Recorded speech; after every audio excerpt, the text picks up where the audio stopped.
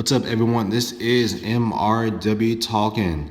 Magic Johnson now in charge of basketball operations for the Lakers. It has been a long time coming. I know that about 2 years ago he was brought on to be just a special advisor, so they said at the time. And lo and behold, I'm not shocked. I think many people in the basketball world are not shocked that this week he was named head of basketball operations. You know what? Them not landing Cousins has a lot to do with this.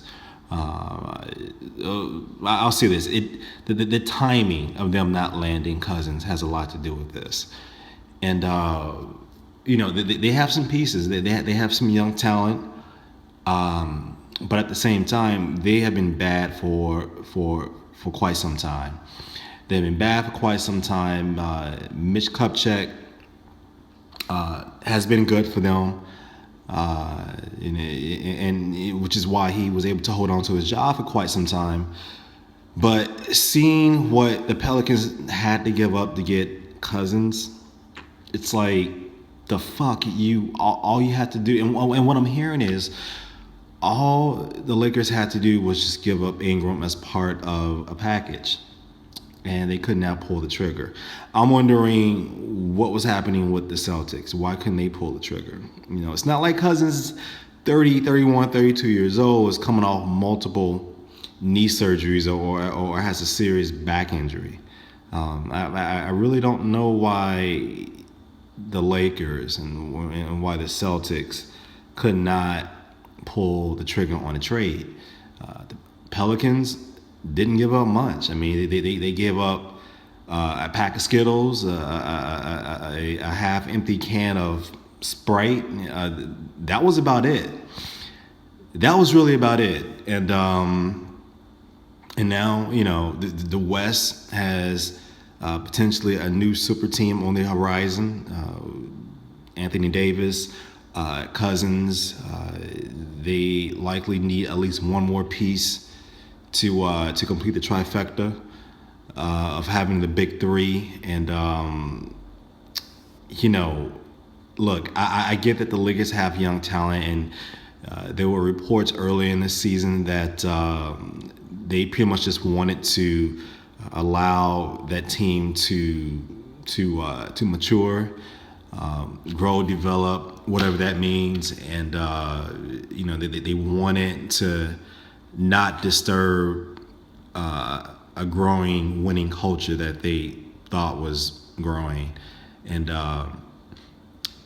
it sort of kind of backfired in that if you have an opportunity to get a player like Cousins, a top 5, top 10 talent, you have to pull the trigger. Ingram is good. Will he be great?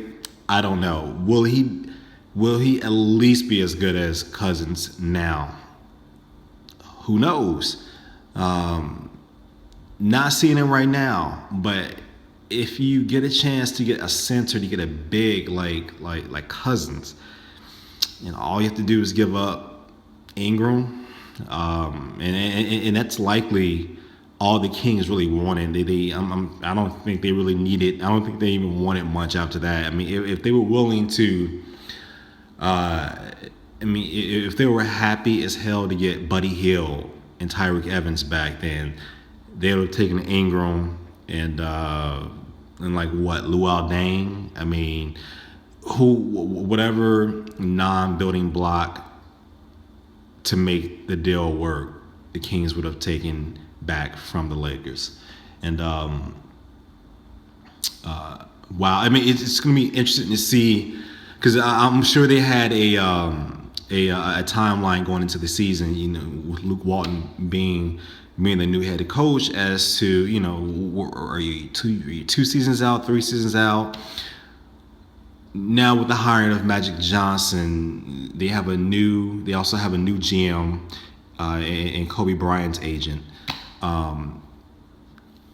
Does this now accelerate the timeline? I think it does, but how fast does it accelerate? Because Does Magic Johnson have the cachet to bring in star-studded talent?